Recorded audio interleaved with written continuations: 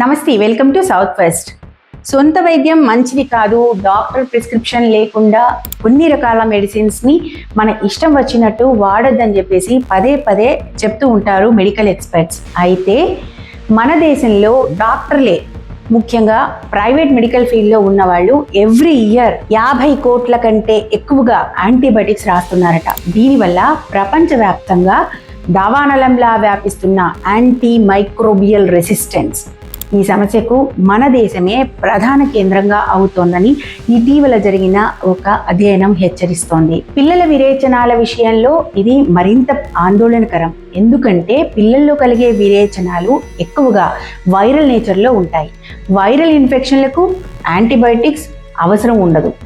కానీ మన దేశంలో 70% కేసుల్లో డాక్టర్స్ యాంటీబయాటిక్స్ రాస్తున్నారు. ఇలా అవసరం లేకపోయినా యాంటీబయాటిక్స్ వాడటం వల్ల యాంటీ మైక్రోబియల్ రెసిస్టెన్స్ పెరిగి చిన్న ఇన్ఫెక్షన్లకే మందులు పనిచేయని దుస్థితి వస్తోంది. మన దేశంలో ఏ టాబ్లెట్ అయినా వితౌట్ ప్రిస్క్రిప్షన్ అట్లా మెడికల్ షాప్కి వెళ్తే ఇట్లా దొరికేస్తుంది. కొన్నిసార్లు ఆర్ఎంపీలు, డాక్టర్స్గా చలామణి అయ్యే క్వాక్స్ కూడా యాంటీబయాటిక్స్ ప్రిస్క్రైబ్ చేస్తూ ఉంటారు. ఏ ఇన్ఫెక్షన్కి ఎటువంటి మందు వాడాలనేది వీళ్ళకి అవగాహన ఉండదు. అయితే అందరు డాక్టర్లకు ఇట్లా ఈ విషయంలో అవగాహన లేకపోవడం వల్లనే ఇట్లా అనవసరంగా యాంటీబయాటిక్స్ రాస్తున్నారేమో అని అనుకుంటే మనదే పొరపాటు. ఎందుకంటే కర్ణాటక, బీహార్లలో జరిగిన ఒక అధ్యయనం ఒక కొత్త విషయాన్ని వెలుగులోకి తీసుకొచ్చింది. 70% మంది డాక్టర్లు ఎడాపెడా యాంటీబయాటిక్స్ రాసేస్తున్నారట. సో దీని పర్యవసానాలు మాత్రం వైద్య రంగానికి కొత్త సవాళ్ళను తీసుకొస్తున్నాయి. ప్రపంచవ్యాప్తంగా లక్షల మందిని పొట్టన పెట్టుకుంటున్న సూపర్ బగ్స్, అంటే యాంటీబయాటిక్స్కి రెసిస్టెంట్ అయిన బ్యాక్టీరియా పెరిగే ప్రమాదం ప్రపంచవ్యాప్తంగా కూడా ఎక్కువ అవుతుంది. ఇవి పెరిగితే ఇక ఎంత అడ్వాన్స్డ్ మెడిసిన్ అయినా సరే చేతులెత్తేయాల్సిందే. ఇక ఎటువంటి మందులు కూడా వీటిని చంపలేవు. అందుకే ఈ సమస్య మూలాల్ని లోతుగా అర్థం చేసుకోవడానికి ఇండియన్స్లో అతి సాధారణంగా కనిపించే డయేరియా, విరేచనాలు ఉంటాయి కదా, దీన్ని ఈ స్టడీ కోసం ఎంచుకున్నారు. దీనికి దాదాపుగా యాంటీబయాటిక్స్ వాడాల్సిన అవసరం ఉండదు. ఈ స్టడీ కోసం పరిశోధకులు కర్ణాటకలోని నగర కేంద్రాలు, అట్లాగే బీహార్లోని గ్రామీణ ప్రాంతాలని దీనికోసం ఎంచుకున్నారు. దీంట్లో భాగంగా స్టాండర్డైజ్డ్ అంటే ట్రైన్డ్ డాక్టర్స్నే పేషెంట్ల తల్లిదండ్రులుగా 2282 మంది ప్రైవేట్ డాక్టర్ల దగ్గరికి పంపించారు. వీళ్ళలో 70% మంది డాక్టర్లు అవసరం లేకపోయినా కూడా యాంటీబయాటిక్స్ రాశారు. ఇందులో షాకింగ్ విషయం ఏంటంటే ఈ డాక్టర్స్కి యాంటీబయాటిక్స్ అవసరం లేదు అని తెలిసినప్పటికీ కూడా వాటిని ప్రిస్క్రైబ్ చేశారు. అంటే తాము రాసిన వాళ్ళు ఏవైతే మందులు సజెస్ట్ చేశారో అవి కరెక్ట్ కాదని వీళ్ళకి ఖచ్చితంగా తెలుసు. ఇక మరో 50% మంది డాక్టర్లకేమో సరైన అవగాహన లేదు. ఇలా గ్రామీణ స్థాయిలో సరైన శిక్షణ లేని ఆర్ఎంపీల వల్ల కూడా యాంటీబయాటిక్స్ ప్రిస్క్రైబ్ చేయడం ఎక్కువైంది.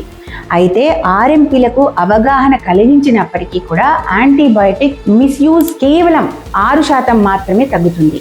ఇక డాక్టర్లు తమకు తెలిసిన మెడికల్ నాలెడ్జ్ని ఆచరణలో కూడా పెడితే 30% వరకు ఈ తప్పుడు ప్రిస్క్రిప్షన్లను ఆపొచ్చు. ఇలా తెలిసి డాక్టర్లే స్వయంగా అనవసరపు యాంటీబయాటిక్స్ వాడటం వెనుక కారణం ఏంటనుకుంటే దానికి డబ్బు లేకపోవడమా, మందులు లేకపోవడమా, లేక అంతకన్నా పెద్ద కారణం ఏదైనా ఉందా అని స్టడీ చేసినప్పుడు మరిన్ని ఆసక్తికరమైన విషయాలు తెలిసాయి.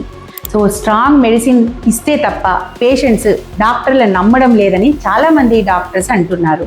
ఇక విరేచనాలు అవుతున్న పిల్లలకు కేవలం ఓఆర్ఎస్ మాత్రమే ఇస్తే ఆ డాక్టర్కి పెద్దగా ఏం తెలియదు అని చెప్పేసి వెంటనే వేరే డాక్టర్ దగ్గరికి వెళ్ళిపోతారు, డాక్టర్ని మార్చేస్తారు. అందుకే పేషెంట్లు తమ దగ్గర నుంచి అసంతృప్తితో వెళ్ళకూడదని మల్టీవిటమిన్ డ్రాప్స్ కానీ లేదా యాంటీబయాటిక్ సిరప్స్ కానీ ఇస్తుంటామని కొంతమంది డాక్టర్స్ చెప్తూ ఉన్నారు.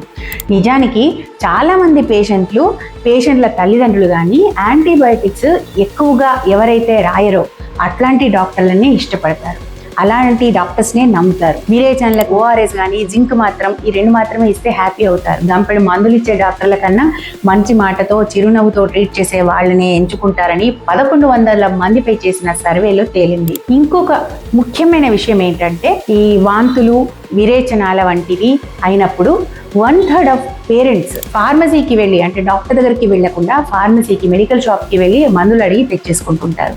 సో బ్యాక్టీరియల్ డయేరియా అయితే ఈ యాంటీబయాటిక్ లక్షణాలు ఉంటే కనుక అవి త్వరగా తగ్గుతాయని చెప్పేసి ఈవెన్ ఫార్మసీ వాళ్ళు కూడా యాంటీబయాటిక్స్ ఇస్తుంటారు. బట్ ఇలాంటప్పుడు పేరెంట్స్ కనుక యాంటీబయాటిక్స్ కాకుండా ఓఆర్ఎస్ మాత్రమే ఇవ్వమని అడిగితే కనుక యాంటీబయాటిక్స్ తీసుకోవడం అనేది 25% తగ్గింది.